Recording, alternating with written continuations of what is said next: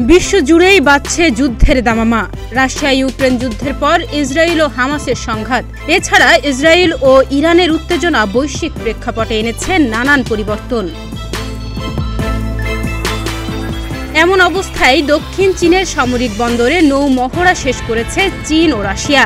এরই মধ্যে মার্কিন নেতৃত্বাধীন ন্যাটো সামরিক জোটের সঙ্গে এই দুই দেশের টানাপোড়েন চলছে।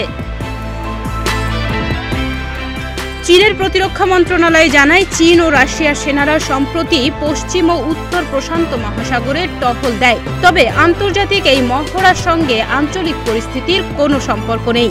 এমনকি কোনো তৃতীয় পক্ষকে লক্ষ্য করেও এই মহড়া চালানো হয়নি। এই তথ্য নিশ্চিত করেছে গ্লোবাল টাইমস। সম্প্রতি ওয়াশিংটনে ন্যাটো জোটের শীর্ষ সম্মেলনে ৩২ সদস্য অনুমোদিত একটি বিবৃতি প্রকাশ করা হয়।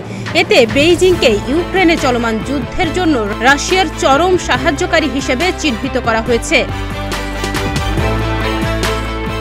বিশ্লেষকরা বলছেন, আমেরিকার ওয়াশিংটনে ন্যাটোর ৭৫তম বার্ষিক সম্মেলনে রাশিয়া থেকে শুরু করে চীন, ইরান এবং উত্তর কোরিয়ার ক্রমবর্ধমান সমরশক্তি সঞ্চয়ের বিরুদ্ধে হুঁশিয়ারি উচ্চারণ করেন ন্যাটোর নেতারা। এবার ন্যাটো সম্মেলনে সবচেয়ে বড় ইস্যু ছিল রাশিয়া ইউক্রেন যুদ্ধ। এই যুদ্ধ কিয়েভকে ফের সামরিক সহায়তা দেওয়ার কথাও জানায় ন্যাটো। এই যুদ্ধে রাশিয়াকে মোকাবেলায় দেশটির প্রতিরক্ষা বিভাগকে কমপক্ষে $৪৩ বিলিয়ন সামরিক সহায়তা দেওয়ার প্রতিশ্রুতিও দেন ন্যাটো নেতারা। আগামী বছরের মধ্যে ইউক্রেনকে এই সহায়তা সরবরাহ করা হবে।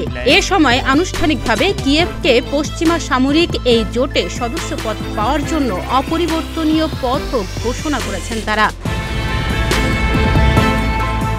কূটনীতিকরা বলছেন, পশ্চিমা বিশ্বের রাষ্ট্রপ্রধানদের কথাই মনে হয় দুনিয়াতে তারাই শুধু সামরিক শক্তিতে বলীয়ান হবে, অন্য কোনো দেশ নয়। এজন্য পশ্চিমা বিরোধী সবগুলো পক্ষের প্রতি হুঁশিয়ারি বার্তাও দিয়েছে ন্যাটো।